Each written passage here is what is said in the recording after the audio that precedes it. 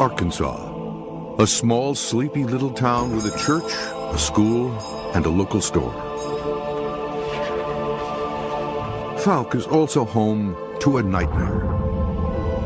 At times so real and so terrifying that some residents packed up and left in the middle of the night. Fouke is the birthplace of the swamp stalker of Boggy Creek. I could see the muscles in his back. Then I heard something walking up on me from behind. He was in a state of near hysteria. Very aggressive. I mean, it sounded like it was just feet away. Broadcasting live from the dark and cold dungeons deep beneath the KLAV studios in Las Vegas, Nevada. Prepare yourselves to be taken away into another dimension as we now have control over your thoughts, fears, and perspective of the unexplained world you dare not speak of. With your hosts, Lindsay Knight and Michael Knight.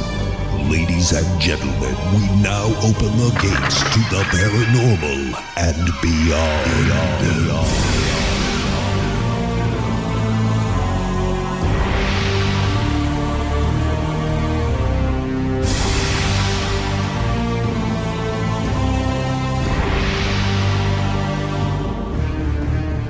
Broadcasting live from the KLAV studios in Las Vegas, Nevada, this is the Paranormal and Beyond.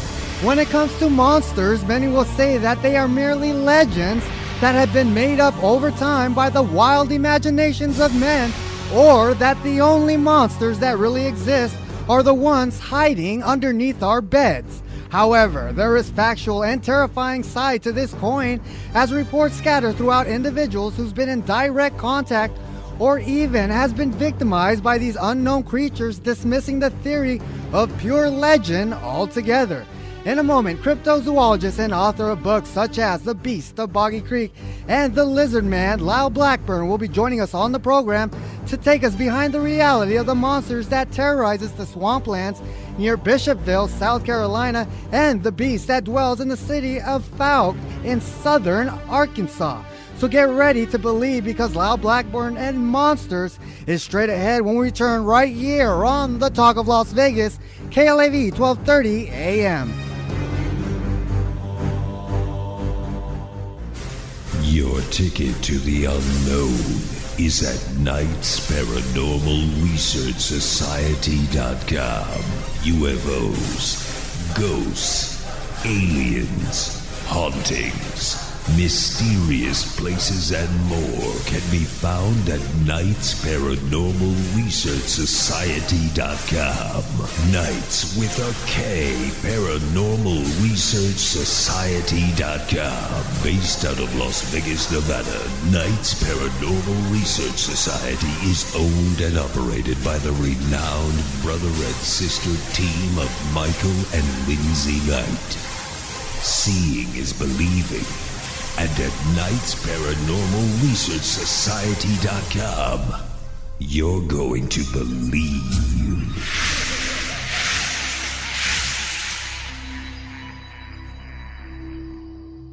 Join us every Monday, Wednesday, and Friday, 11 p.m. to midnight, for the Paranormal and Beyond. Join host Michael Knight and Lindsay Knight as they investigate the unexplained and most controversial mysteries of the world. The Paranormal and Beyond, where the paranormal lives on and conspiracies exposed. The Paranormal and Beyond, Monday, Wednesday, and Friday, 11 p.m. to midnight. Brought to you by Knights Paranormal Research Society.com.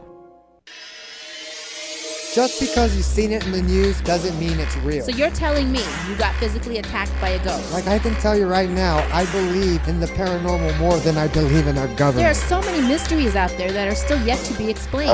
You folks have some of your facts wrong, and you just keep talking about generalities. With all due respect, sir, you have not brought anything to the table to prove us wrong. This is the Paranormal and Beyond, and it's your show. Call us at 731-1230. Here again, Michael Knight and Lindsay Knight.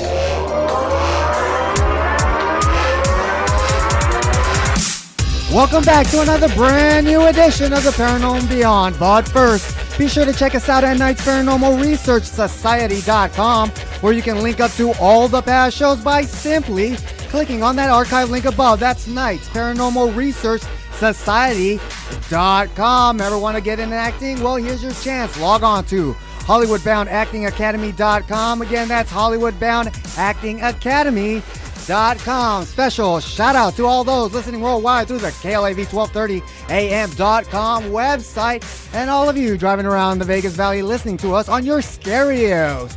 Special thanks to all those who came out to the Paranormal Activity, the Mark I screener. It was a great time and a great movie, the best. And give it up to Paramount Pictures for putting out, I would say, by far the best Paranormal Activity series out there. I'm your host, Michael Knight. Joining alongside of me as your host is Lindsay Knight and David Gleason of the EOG Sports Hour, joining us for his favorite topic because he used to live in South Carolina. Yeah, I actually requested this topic, and it was when I was in college. People would sell Lizardman T-shirts at the gas stations in South Carolina, and it's been something people have been seeing there for, 30, 40 years now. When I think of Lizardman, I think of reptilians. Oh, yeah. Stuff like that. Yeah, it's there's been a lot of descriptions. Obviously, our guests will tell us all about that. Yeah, we got a double bonus because he wrote 2 books. We're going to talk about the Beast of Boggy Creek, all right, and your favorite, my guy, the Lizardman in South Carolina. What is that, Lee County? Yeah, which is a very swampy part of the state. All right, let's get into it because our special guest, Lyle Blackburn, is an author, musician, and cryptozoologist from Dallas, Texas. During his research, Lyle has often explored the remote reaches of the southern United States in search of shadowy creatures said to inhabit the dense backwoods and swamplands of these areas. His investigated cryptozoology books, The Beast of Boggy Creek and The Lizardman, reflects his lifelong fascination with legends and sighting reports of these real-life monsters. Lyle is also a staff writer and cryptozoology advisor to Moog magazine, one of the leading horror media publications in print today, and is a frequent contributor to websites such as CryptoMundo.com. He is featured speaker at paranormal and horror conferences across North America and has appeared on television shows such as Monsters and Mysteries in America and the CBS Sunday Morning Show. The Paranormal and Beyond would like to welcome to the program all the way from Dallas, Texas, Lyle Blackburn. How you doing, Lyle? I'm doing good. Thanks for having me. All right, a monster hunter, huh? Apparently, sounds like my bio is about as long as one of my books. Okay. All right. First off and foremost, how did you get into this?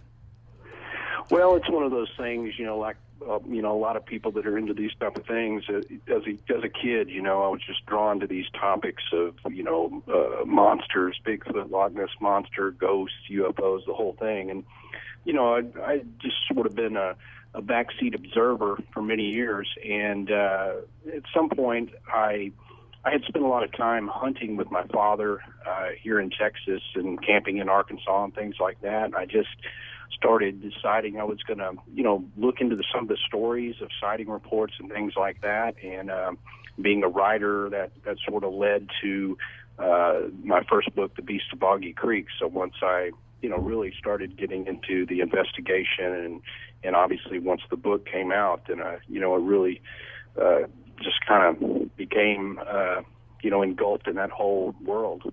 Okay, I want to first talk about the Beast of Boggy Creek. A lot of people are saying it's a Sasquatch, but yet the appearance and description eyewitnesses are giving make it look more terrifying with big claws and teeth. Well,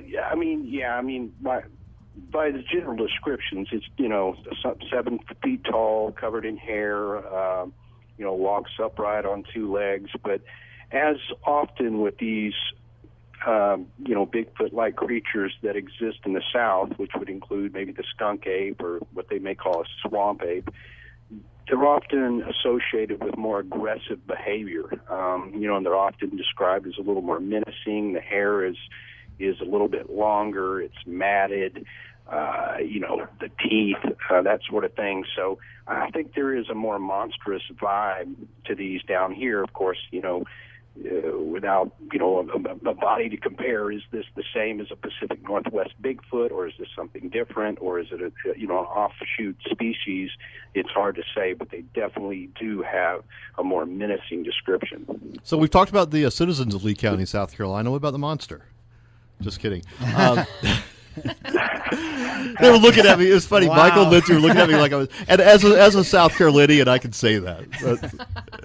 Yeah, I'm starting to. I'm like, okay, I'm going to answer. Wait, what am I answering? I'm just kidding. My ex-wife family lived in that part of the state, and I've spent a lot of time there, so I could joke about it. I've heard they like to damage cars. It seems like there's been a lot of reports of them like yanking the fenders off cars and whatnot. Well, that's certainly associated with the Lizardman case. There was, at least 3 solid documented cases that the police investigated, and that's kind of how the whole Lizardman thing got started in Bishopville back in 1988. Is when the police got a call from some residents near this place called Skateboard Swamp, and their car appeared to have been chewed up, basically, like mauled by an animal. And so while there was no direct evidence that suggested that the Lizard Man actually did it, it did correspond to sightings in the area at the time, and the car incident has continued all the way up until today. So it's an intriguing sideline of that whole case for the Lizard Man. Was that the incident where they showed it on the news, where that guy was talking about it? I think he had a blue Ford Focus or something, had claw marks, and it looked like it got basically attacked by something with claws. Yeah, those later cases, because there was one in a couple of years ago, and those were obviously getting more news coverage, and with the Lizard Man, it was always hyped up. And the bottom line is, even if that was to be explained by dogs or coyotes or whatever, it's just a weird thing. And just the fact that it occurred right in the very vicinity where these Lizard Man sightings occurred, it's just, adds to the strangeness of that whole case. Besides the vehicles being mangled, was there any carcasses or any human lives that were left behind, like mauled to death, that they talk about? No, there was no, humans killed in the case, in the Lizard Man case or the Fouke Monster case. Now, when we talk about the Fouke Monster, it's just across the border from Texas into Arkansas, and there was actually some reports in 1965 in Texas, which is maybe an hour and a half from Fouke, in which somebody, some Army officials, said that he saw the body of somebody who had been killed by what he called a giant, hairy, man-like ape. So that'd be the closest, dead body to these cases. Okay, let's get into, we're going to talk about the Lizard Man right now and go right into your investigation, what you uncovered. What's your final assessment on this whole thing? You're closer than anyone to the story. So give us a quick synopsis of the story of the Lizard Man itself. Well, like I say, back in 1988, in the summer, the sheriff's department down in Lee County got a call from these people who said their car had been mauled, and the deputies went out there and checked it out and found it to be very strange. There was some footprints, and it did look like an animal had done this. So they called the sheriff, Liston Truesdale, and he went down there, and in the process of investigating this car situation, some people came up, and a lot of the locals began gathering around because there's police down there, and they said, well, maybe it was the Lizard Man. And the sheriff said, what do you mean, Lizard Man? They said, well, some people, over the last year or two have been seeing a creature down here that was either brown or green. It was, walked on 2 legs. It was maybe 7 feet tall, and we called it the Lizard Man. And so the police were intrigued by this. Of course, they, didn't think, this is a real monster. They thought, well, we better look into this. Something fishy's going on. And so in the process of that, they put out a call for anybody who had seen it. And several days later, a young man named Christopher Davis, who was 17 years old at the time, showed up at the sheriff's office, and he had quite a strange story. He said he had a flat tire one night about 2:30 a.m. as he was coming home from work. He had to pass through Skateboard Swamp. And as he was changing his flat, it was just about done. He was putting the jack back into the trunk and putting the flat in there, and he sees something coming, just enough moonlight he can see this thing, and it's coming up through the grass towards him. First he thinks that maybe it's a person, but as it got closer, it appeared to be some kind of an animal that, walked upright like a person. And, obviously it scared him, and he jumps in the car and tries to get it started, and whatever this thing was, jumps on the car and tried to, attack him. And he managed to speed away and get home, and his father was there, and he comes in, he's very upset, and, when the reports of the car got in paper and the news of the lizard man, his father thought that he should tell this story to the police. So the police, did some, considerable interviews with the young man, and they felt that he was telling the truth. They weren't sure what he had seen or what had come after him, but they believed he had seen something strange, and that's how the whole thing got started. And then throughout the summer of 1988, there was quite a few other sightings down there in and around the Skateboard Swamp vicinity. Wow. There's another lizard monster called the Flatwoods Monster that they call the Lizard Man. Is there any correlation to that? No, I don't know why they came about calling that the Lizard Man lately. And in fact, there was a Monster Quest episode which they called it the Lizard Man. But the Flatwoods case is quite different. The creature was not described as a lizard man. In fact, it was more of an alien type thing. It appeared to have big eyes, and it had like its lower body was covered in clothing, and it floated above the ground, and it was seen in association with a UFO sighting in Flatwoods. And so it's two totally unrelated things, actually. Well, Mike said in the beginning that because there's aliens that are called reptilians that apparently are around here in our planet. Well, that's the story of the Flatwoods. It was like putting out mist and all this. And, doing the research for the Lizard Man, that came up too. So I had to bring it, if there's any correlation. But during your investigation, what did you uncover? I mean, speaking to witnesses and any like physical evidence in the woods or in the swamps. Well, what I did was a lot of Christopher Davis is dead, and a lot of the original witnesses have befallen some tragic fates. In fact, in my book, there's a little section called The Curse of the Lizard Man, which is some strange stuff. But anyway, I interviewed several witnesses, and I was also given access to all the police reports that were made at the time. And unlike most cryptozoology cases, this one actually had police documents. The police kind of looked into this in a serious manner because they thought, somebody could get hurt here, even if it's a hoax. So I was able to examine witness statements that were made at the time the people saw it. And what I concluded was that people, in most cases, did see something strange. And in a lot of cases, the descriptions were more like what I believe to be a Sasquatch. Some of them said it was definitely brown, and they thought it had hair. Only a few witnesses ever said they saw a tail on this thing. So in some regards, you had a little bit of reptilian description with some witnesses, and some witnesses, seemed more ape-like. And so, I wasn't sure that everybody had even seen the same creature, or perhaps the ones that described it as reptilian, maybe the Sasquatch was wet or covered in algae. Yeah, that's what what was the Bigfoot expert we had on? Cliff Bereckman? Yeah, that was his theory. I asked him about it. He said he thought it might be a matted up, basically a dirty Bigfoot. Yeah, and that, which would be consistent with the one that lives in a swamp.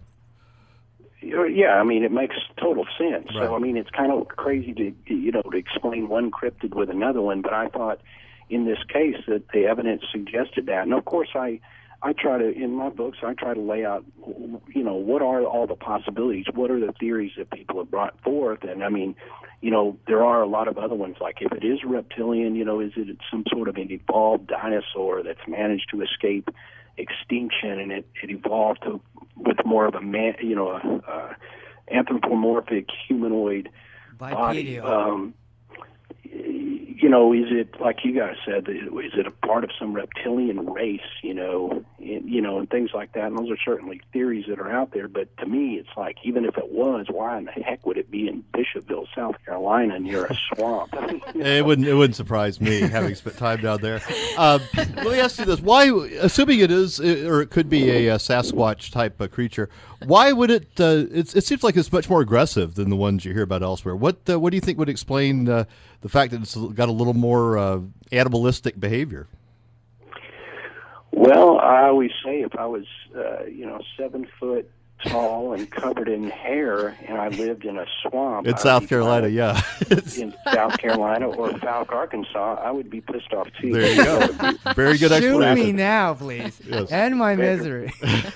Yeah, I mean, come on. I'm I don't even like to. There's a few months that I don't go researching in the swamp, and that would be in June, July, and August. Because it is very hot. That's why I live out here in the desert, is because of the humidity in South Carolina. Well, if you stand back and look at it, and you hear stories. We had Cliff Barackman, we had, Rick Dyer on the show, and they talk about how the North American Bigfoots, they don't attack you. They're more scared of us than, we are them. And but look at the property they own. Now you take one in the swamp, of course they're going to be mad. Always wet.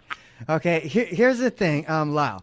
Like you said, you're not like fully convinced it is like a lizard man, because you have the opportune moment and you have that to look back from different points of view, where you have an eyewitness who just sees it as it is. Oh, I thought I see this. It has to be this. So that's why I asked you that, your final conclusion, because you have that ability to take everybody's eyewitness account and put a puzzle together and make sense of it.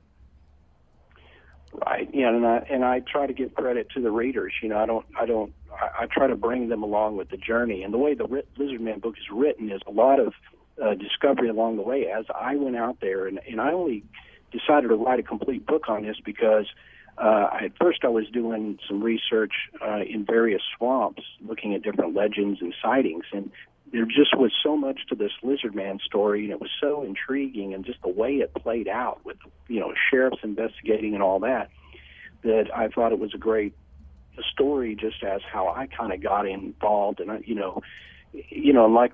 you mentioned before, there had been people selling Lizard Man shirts and all this stuff, and the drawings are just silly. Mm-hmm. And so when you first come across it, you're thinking, this is ridiculous. But when you start looking at it and you look at those police reports, you're thinking, wait a minute, these people saw something weird, and it's not comical as maybe some of the merchandising suggested. So yeah, I just tried to put all those pieces of the puzzle out there and see what sense we can make of it. And at the end of the day, I mean, ultimately it's just a great spooky story as to how it all played out. Yeah, it's kind of reached the point in South Carolina where it's almost like a well-known statewide joke. They have like Lizard Man festivals and sell T-shirts. That's what I'm kind saying. of like the aliens around Area 51 are now. Yeah, it's like that's just a marketing gimmick almost. So do you believe, Lyle, that because of the myth going out, now everything that they see weird has to be the Lizard Man? Mm-hmm. Because of that, it's burnt in to their mindset at this point. In a way, yeah. I mean, if there's something in the news that is remotely strange, I mean, it could be a UFO sighting or whatever. Those writers have got to throw something in there about the Lizard Man. So, once these things get established, you start getting a lot of things associated with the Lizard Man that wouldn't normally be. So when I do these cases, I mean, it started in 1988. I go back and I look at what people originally reported and look at the, what originally came out, and that's more telling, to give you a path to follow than what you might read now, because it's just so tongue-in-cheek about it. But at the time when people were really seeing this and the police were totally confused and it seemed like something was trying to attack people, I mean, it was a scary story. And that's why so many people were down there. I mean, it was just everywhere on the news, and, Good Morning America was doing broadcasts at Stapler Swamp. I mean, it was just nuts. It's because people love a good spooky story, Right. With the Lizard Man, this goes, 30, 40 years back? 88, I guess that's 30 years or so. So has it evolved since then? I mean, into something else possibly, in South Carolina? And has it brought a lot of tourism in there? More like in this sense, like you said, you investigated the first reports. Okay. Have you seen the story evolve and totally just take he grew wings and stuff, and then it totally morphed into something that wasn't what it was? No, not really. I mean, I haven't seen the Lizard Man take on magic powers or anything, but I mean, it is. I do see posts, even in response to some of my book reviews, that are positive book reviews and everything, but people will say, "Oh, I know who the Lizard Man is. It's this one guy. He said he wore a mask and he was scaring." And I'm just looking at this going, "Look, Right. I mean, maybe this guy said that, but."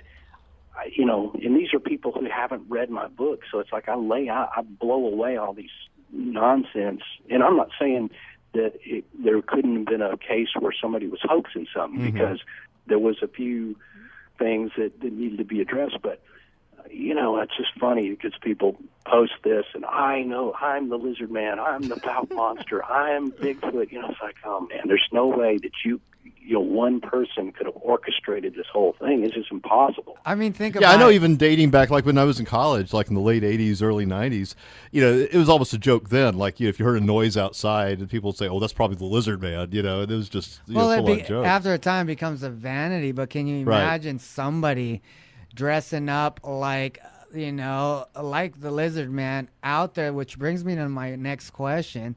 To this day, do you have people out there hunting him like they do the Bigfoot? Because somebody out there dressing like the Lizard Man could be his last Halloween, costume. Yeah, no, you don't have a lot of Lizard Man hunting. Now, I mean, in the case of Boggy Creek, since the Fouke Monster's more in line with the Sasquatch, you certainly do have investigation groups that go out into that area in Arkansas. Quite a bit. I go there quite a bit and, actively pursue, and there's been many, many sightings of the Fouke Monster in that area over the years, and even, half a dozen last year. So, whereas the Lizard Man, it sort of was a quick flashpoint. There was a lot of sightings, and, it did become sort of tongue-in-cheek after that. So nobody's really going to look for the Lizard Man unless you're just doing a TV show and you're just trying to, recap the story and things. So in that case, there's not. But in the Fouke Monster, certainly is. And it's the same kind of thing in Fouke, as to where if you live in Fouke, or even people who saw the Legend of Boggy Creek movie in the 70s, even me, I live in Texas, every time after that, if something spooky happened in the woods, somebody said, "Oh, it's the Boggy Creek Monster." So it just like that, it becomes ingrained in the folklore of the area.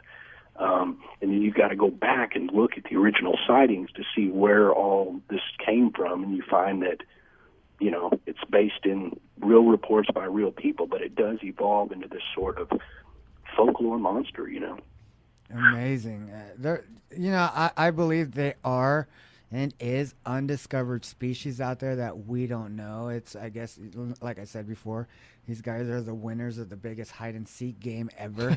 We can't find them, although they get spotted because of that vanity and all this folklore and myths and sightings that it gets clustered and nobody could really pinpoint and have an accurate description, because they're going to compare it to this, they're going to compare it to that. And they're not going to say something different about it. Either it looks like the Mothman, it's this, but they're not going to compare it something different, like, hey, that's a refrigerator. Nothing where it stands out on its own. And that's the sad part about all this, and how, you have a lot of people with cell phones, and yet when they do capture a picture or something valid, you have the Photoshop and all that just ruins, authenticity today. Yeah, that's true. I mean, the internet is a great way to share information, and there's a lot of technology on our side. Yeah, at the same time, it makes it easy to put a bunch of junk videos and hoaxes and nonsense on the internet that you have to wade through to see if there's anything good. I just almost don't pay any attention to that. I'm like, I listen to what my friends have, and if somebody I know is a credible researcher. If Cliff Barrettman came up with a photo, now I'm going to look at that. But if I'm going to sit there all day and on the internet trying to figure out something that could have been photoshopped, it'd drive you nuts, you know? Oh, yeah, and it'll mess up your investigation. You don't know what to believe at this point. We're going to take a quick break. When we come back, we're going to now jump to the Beast of Boggy Creek when we return right here on the Talk of Las Vegas, KLAV 1230 AM. Let's hear your ghost stories at 731-1230. That's 731-1230. The Paranormal and Beyond continues after this. Join us every Monday, Wednesday, and Friday, 11 p.m. to midnight for The Paranormal and Beyond. Join host Michael Knight and Lindsay Knight as they investigate the unexplained and most controversial mysteries of the world. The Paranormal and Beyond, where the paranormal lives on and conspiracies exposed. The Paranormal and Beyond, Monday, Wednesday, and Friday, 11 p.m. to midnight. Brought to you by Knight's Paranormal Research Society.com. Your ticket to the unknown is at Knight's Paranormal Research Society.com. UFOs, ghosts, aliens, hauntings, mysterious places, and more can be found at Knight's Paranormal Research Society.com. Knights with a K, Paranormal Research Society.com. Based out of Las Vegas, Nevada, Knights Paranormal Research Society is owned and operated by the renowned brother and sister team of Michael and Lindsay Knight. Seeing is believing. And at Knight's Paranormal Research Society.com, you're going to believe.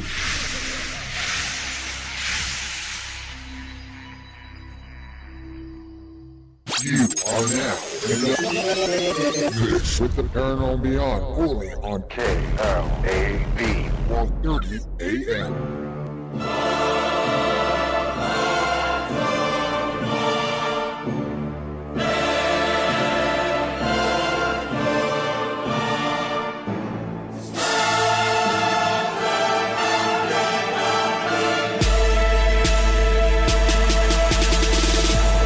Welcome back to the Paranormal and Beyond. Join us at 731-1230. Here again, Lindsay and Michael.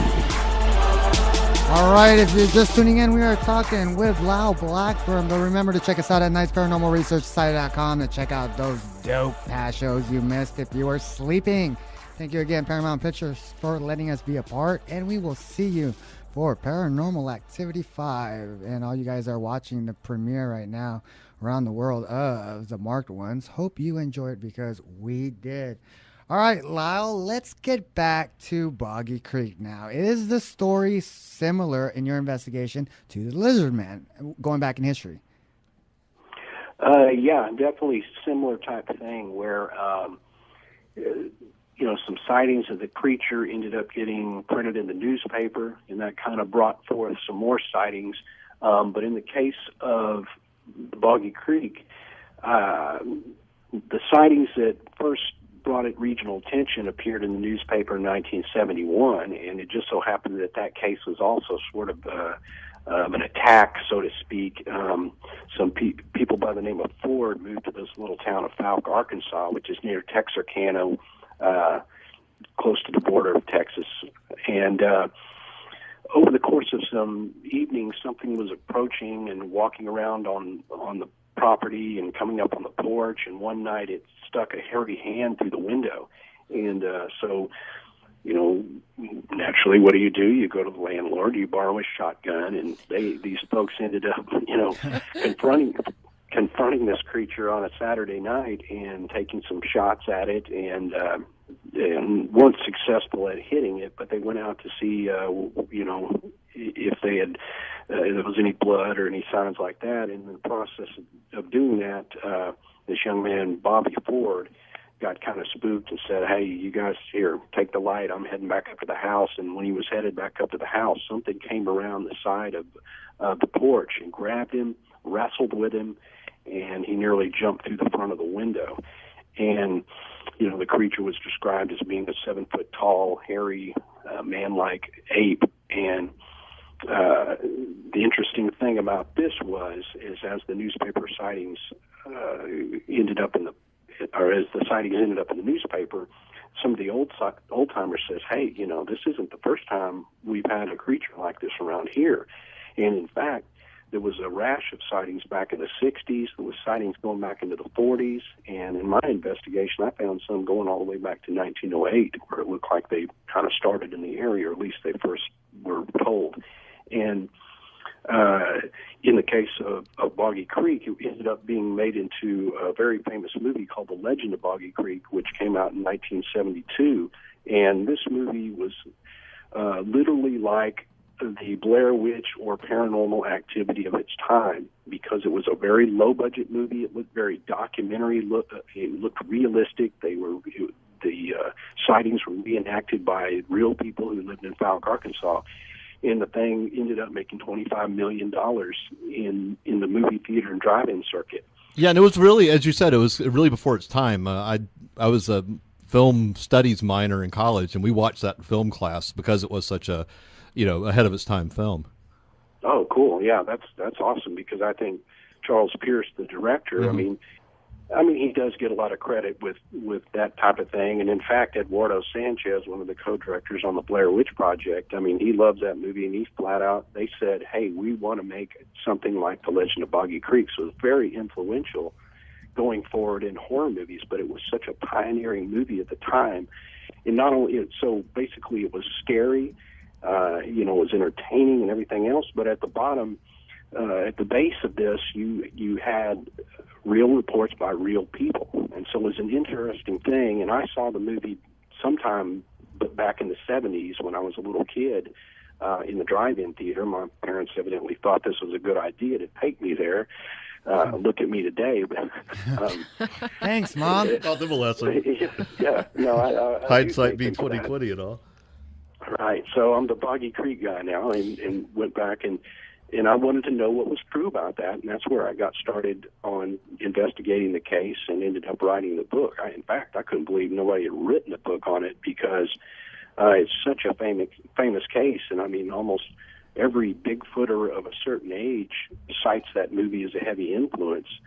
I was recently on the Animal Planet show, Finding Bigfoot. They did an episode called Return to Boggy Creek, and we went out there into the area and talked to modern-day witnesses and recapped a lot of the story. And it was amazing to see that, it was being brought to a new generation of Bigfooters, because it is such an influential film. And so, anyway, what I discovered is that a lot of people believe that the sightings kind of died down and ended in the 70s, because, it kind of came and went, and the movie was big, and, the newspapers moved on. But what I found, that there was sightings that had continued into the 80s, 90s, all the way until today, and some of those sightings were more intriguing and shocking than some of the sightings that were originally reported. So, can you share, like, maybe two or some of the most shocking sightings that you can tell us? Yeah, one that I think is great and doesn't always happen is a case where there was 6 people that saw it at one time. Usually with these Bigfoot sightings, if you're lucky if 2 people see it at once. But in this case, there was a carload of 5 guys, and this was in 1991. So if you lived in the area at this time, I mean, it's just like we were talking about. You know who the Boggy Creek Monster is. You're well acquainted with this, and, any spooky thing could be that. But so these guys are coming across this McKinney Bayou late at night, and there's a truck approaching in the other direction. And as the headlights start converging, they see this thing walk out into the road. At first they think it's a person, which this McKinney Bayou is, even today, I mean, it's not a place you're just going to be walking around at night. I mean, it's kind of out in the sticks, you know. And they see this thing, and they get closer, and they start slowing down. And at this point, they could see this thing didn't look like a person. It was very bulky. It appeared to be covered in hair. And, you know, immediately thinking, oh, my gosh, this, I mean, laugh it up, because this could be the Fouke Monster. And so they stopped, and the thing walked off into a field and disappeared into the dark, and they all got out of the car. And I interviewed two of the witnesses in this case, you know, which had corroborating stories. And, you know, they tried to look out there, and they couldn't see anything more of it. And the guy driving the truck gets out. He's like, oh, my God, what was that? I mean, you know, and they're like, haven't you ever heard of the Boggy Creek Monster, Legend of Boggy Creek? And he wasn't from there. He's like, no, I don't know what you mean. And they told him what this thing was, and he just jumped back in that truck, and he hightailed it out of there. So to me, it was just like amazing to interview two witnesses from something like this, and you know, a case where you had 6 people looking at it. Another good sighting, which I thought happened, it was kind of in retrospect, but there was a famous musician, Carl Finch, who played in a band called Brave Combo. They've won Grammy Awards and things like that. And he said back in about 1967, he was driving through this area, and he and his cousin saw something running on the side of the road. And as they approached, again, their first thought is, it's somebody out here jogging. But this is out here near the Sulphur River. It's very muggy. It'd be strange that a person would be jogging. And they thought he's wearing a fur coat, which is even weirder. And as they got closer, he's like, oh, my God, this thing is covered in hair. I don't know what this is. And his cousin was driving. She just said, I'm not stopping. They swerved, and this is a dark 2-lane highway. And they went on by. Well, it wasn't until years later that he saw the Legend of Boggy Creek and thought, man, I think I saw that thing back in 1967. And the weird thing about it is this guy lived in Texarkana. He didn't have anything to do with the locals and all that. And it just so happens that right around that same time, in the 60s, there was a rash of sightings by the locals down there, which is very well known and very well, you know, documented through interviews, that people were seeing this thing. So you could say that all the locals were nuts. They were all drinking moonshine. You say whatever you want. But the fact that this outsider, a third party who had never heard of this creature, he had never even heard of Bigfoot at the time, the fact that he saw it right in the same area, I mean, how do you explain that, you know? Well, it definitely gives credence to, you know, the whole sighting. You know, you being a cryptozoologist, do you delve in other cryptozoology characters out there? Yeah, I mean, most of my research is Bigfoot related, you know, and primarily there's a lot of sightings in my area in Texas, Oklahoma, Louisiana, things like that. But, you know, I've gone to Honey Island Swamp in Louisiana, where the alleged Honey Island swamp monster lives. You know, I've looked into some lake. There's not a lot of lake monsters in our area, but I'm familiar with most of the ones that are out there. There's a white river monster in Arkansas, and I've been out to Georgia, where there's the Altamaha near Darien, Georgia. You know, so I definitely, you know, look into the other cases. Of course, chupacabra. I mean, call it what you will. There's reports of that here around Texas. So, you know, I'm always getting somebody telling me about this or that. So I'm interested in all cryptids, really.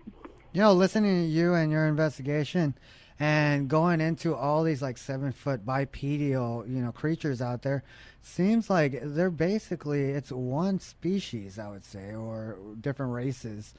By the description, like I said before, everybody is just trying to, you know, home in what they think because of their legend in their hometown. I could see if it was like the Loch Ness, but obviously there's a bipedal monster walking on both legs, scaring everybody. Yeah, I mean, that is the question is, you know, are these related? Are they, you know, offshoots or different species that have developed depending on the environment, because a Bigfoot living in British Columbia, living in the Pacific Northwest, obviously lives in a completely different environment to one living in Arkansas, to yet one living in Florida, where the skunk apes have much more of a ape-like description.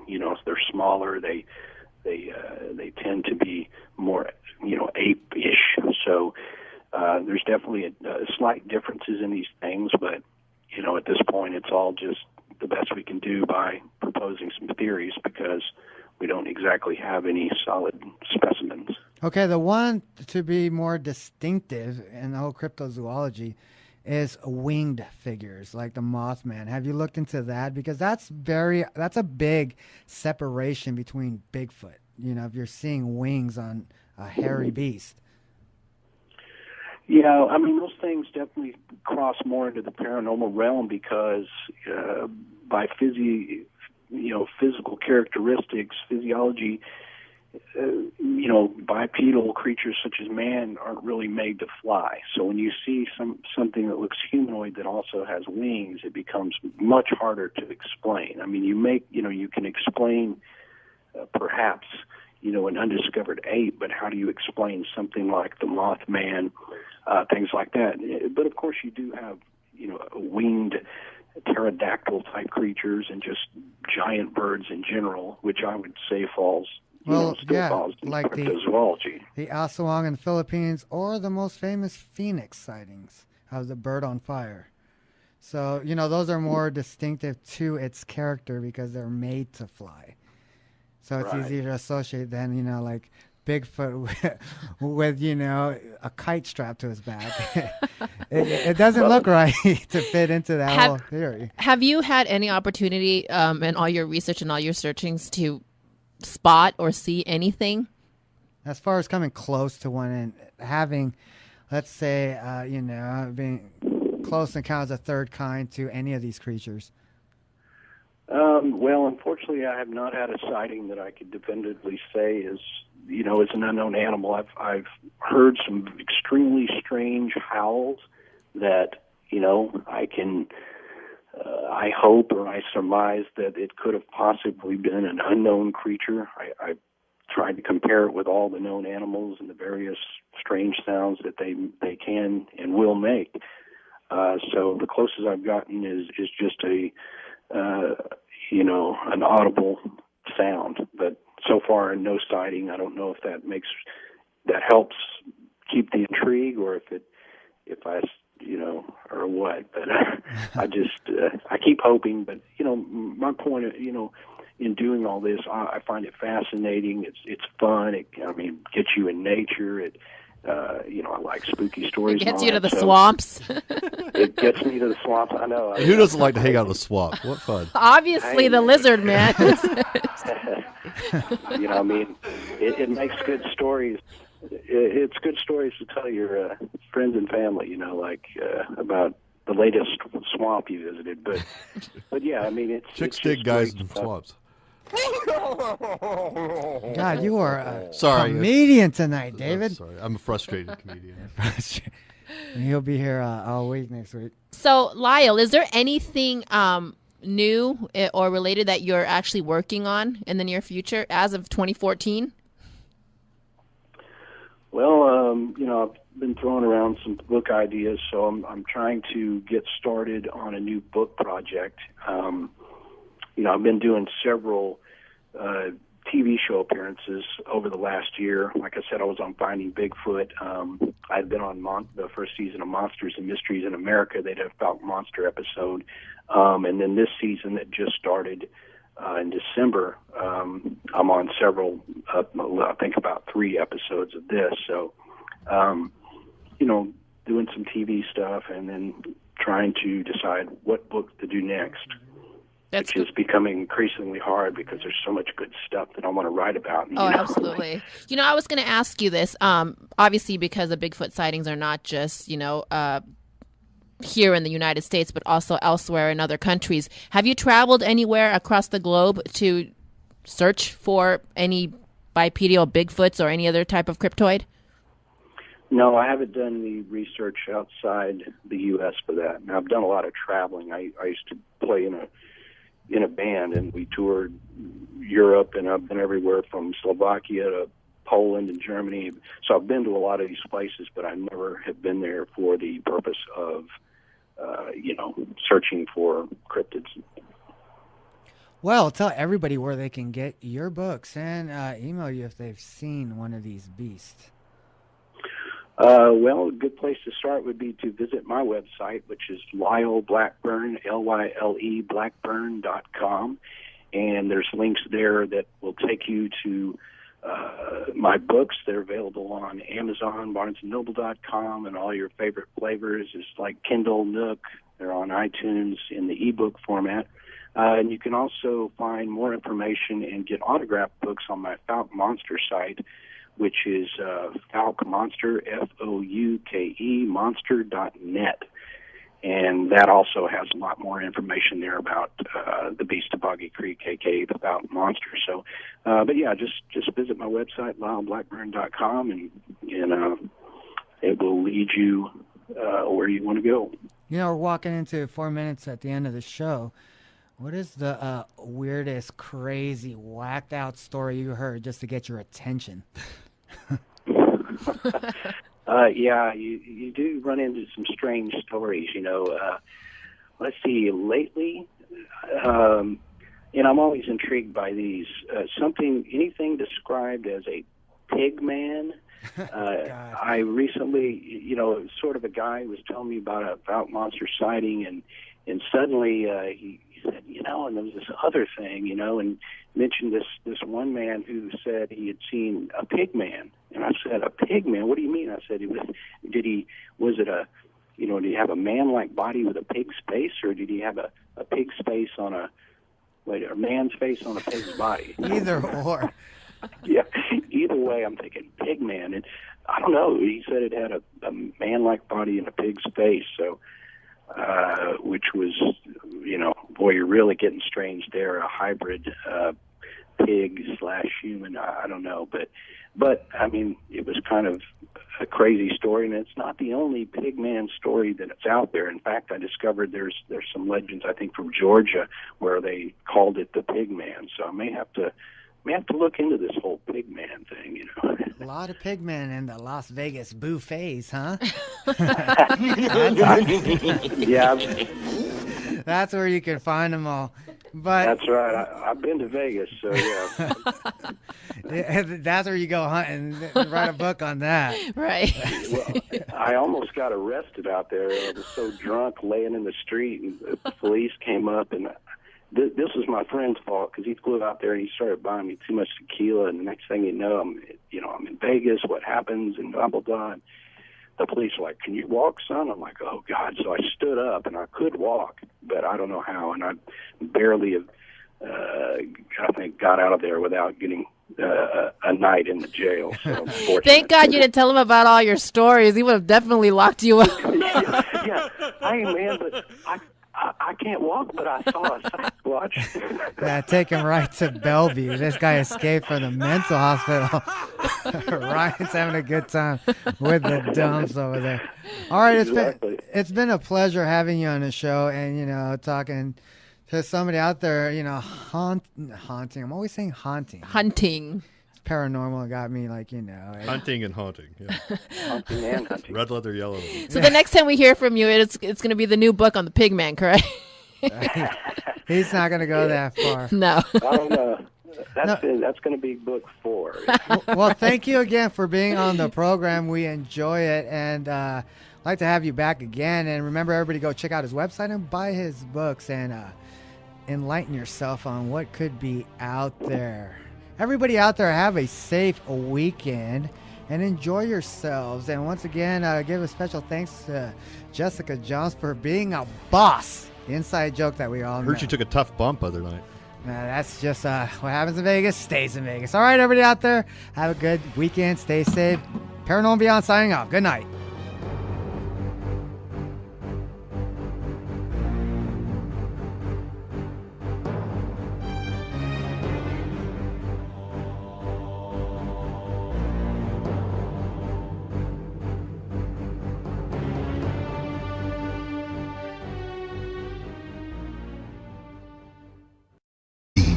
the KLAV studios in Las Vegas, Nevada. Prepare yourselves to be taken away into another dimension as we now have control over your thoughts, fears, and perspective of the unexplained world you dare not speak of. With your hosts, Lindsay Knight and Michael Knight. Ladies and gentlemen, we now open the gates to the paranormal and beyond.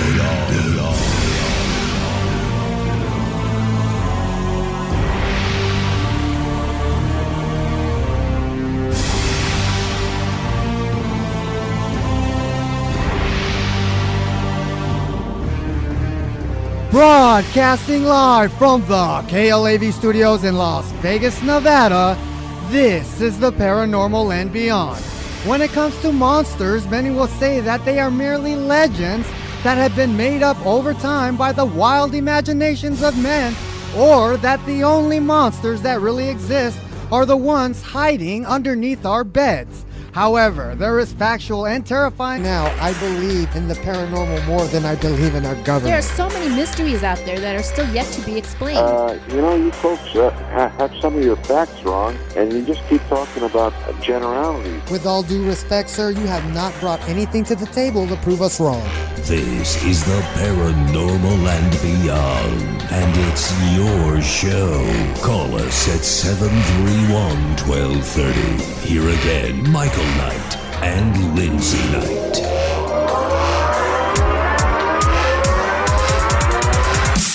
Welcome back to another brand new edition of the Paranormal and Beyond. But first, be sure to check us out at Knight's Paranormal Research Society.com, where you can link up to all the past shows by simply clicking on that archive link above. That's Knight's Paranormal Research Society.com. Ever want to get into acting? Well, here's your chance. Log on to HollywoodBoundActingAcademy.com. Again, that's HollywoodBoundActingAcademy.com. Special shout out to all those listening worldwide through the KLAV1230am.com website, and all of you driving around the Vegas Valley listening to us on your side to this coin, as reports scatter throughout individuals who's been in direct contact or even has been victimized by these unknown creatures, dismissing the theory of pure legend altogether. In a moment, cryptozoologist and author of books such as The Beast of Boggy Creek and The Lizardman, Lyle Blackburn, will be joining us on the program to take us behind the reality of the monsters that terrorizes the swamplands near Bishopville, South Carolina, and the beast that dwells in the city of Fouke in southern Arkansas. So get ready to believe, because Lyle Blackburn and Monsters is straight ahead when we return right here on the Talk of Las Vegas, KLAV 1230 AM. Your ticket to the unknown is at Knight's Paranormal Research Society.com. UFOs, ghosts, aliens, hauntings, mysterious places, and more can be found at Knight's Paranormal Research Society.com. Knights with a K.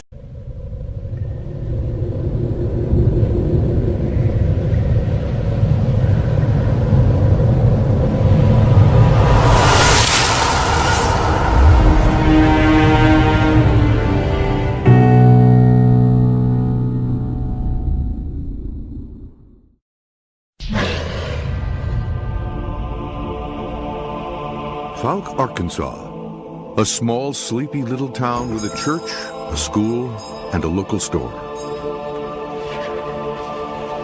Fouke is also home to a nightmare. At times so real and so terrifying that some residents packed up and left in the middle of the night. Fouke is the birthplace of the swamp stalker of Boggy Creek. I could see the muscles in his back. Then I heard something walking up on me from behind. He was in a state of near hysteria. Very aggressive. I mean, it sounded like it was just feet away. Broadcasting live Live from the dark and cold dungeons, Paranormal Research Society.com. Based out of Las Vegas, Nevada, Knights Paranormal Research Society is owned and operated by the renowned brother and sister team of Michael and Lindsay Knight. Seeing is believing. And at Knights Paranormal Research Society.com, you're going to believe.